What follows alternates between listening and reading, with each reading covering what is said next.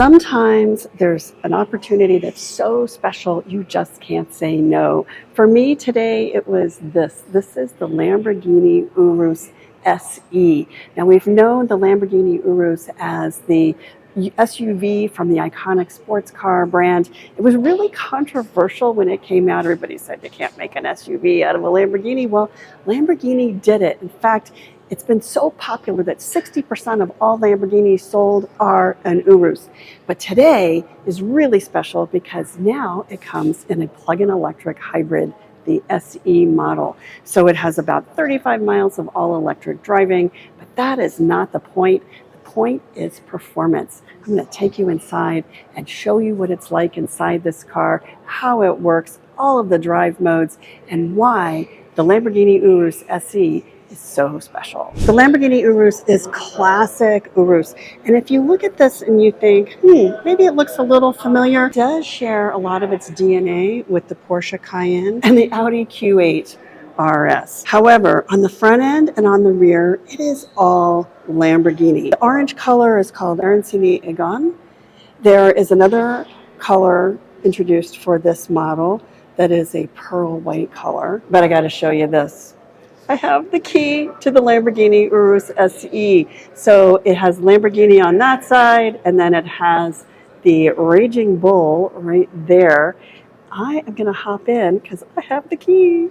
The Urus interior design is all about beauty. So you'll see carbon fiber, these really beautiful leather orange accents, micro suede and leather seats.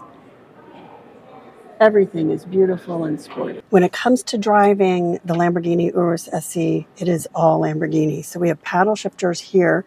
To start the Lamborghini, it's really easy. You're going to lift this panel here, this red aluminum panel, and you tap this button. I'm not going to start it, but our power is on so you can see how this is going to work. So you tap that, you with your foot on the brake.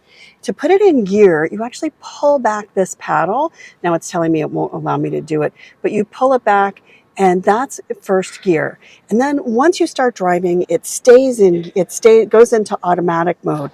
But if you want to use the manual shifter, you can just tap this button here. It actually taps and put it into manual. This is the park.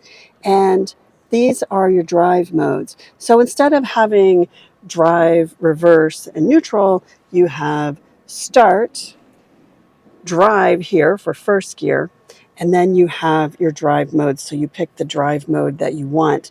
If you need to reverse it, you pull this back, and this will put you in reverse. And then, of course, park is right there. So you can just tap this for park. It shows that it's in park. There's 11 drive modes.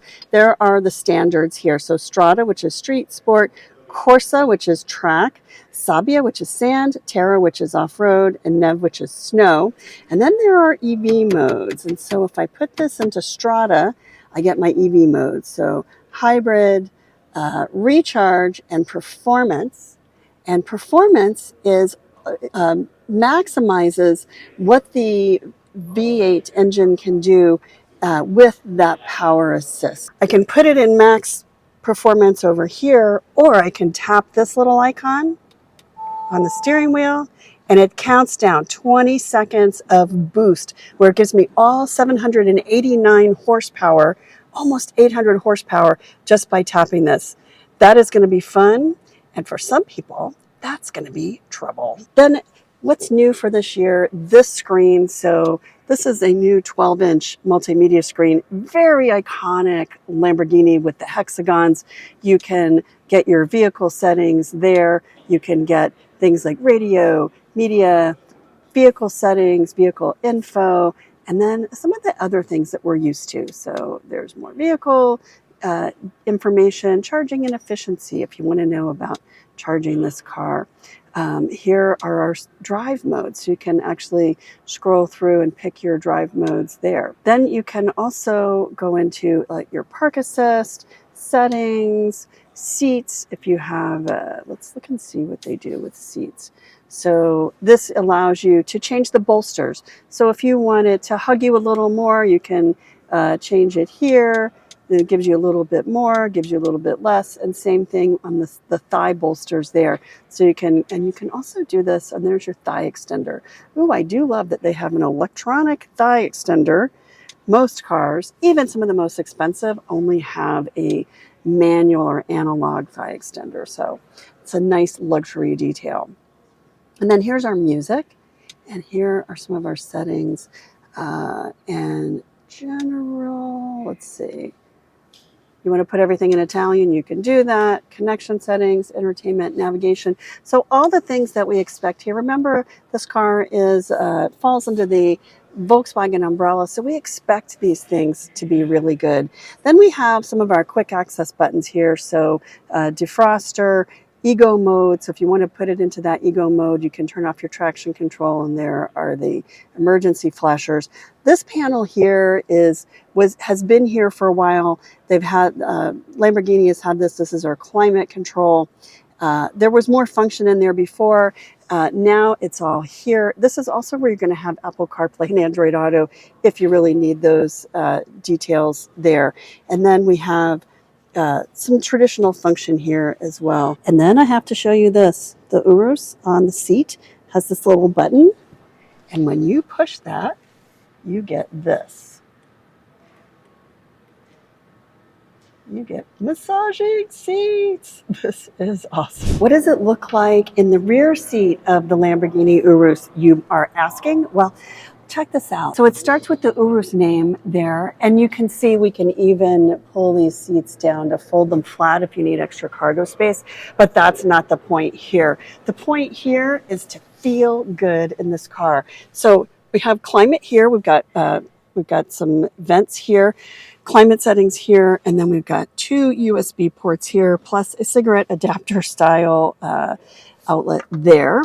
And then we have these really beautiful embossed and stitched micro suede seats. It's kind of hard to tell in this light.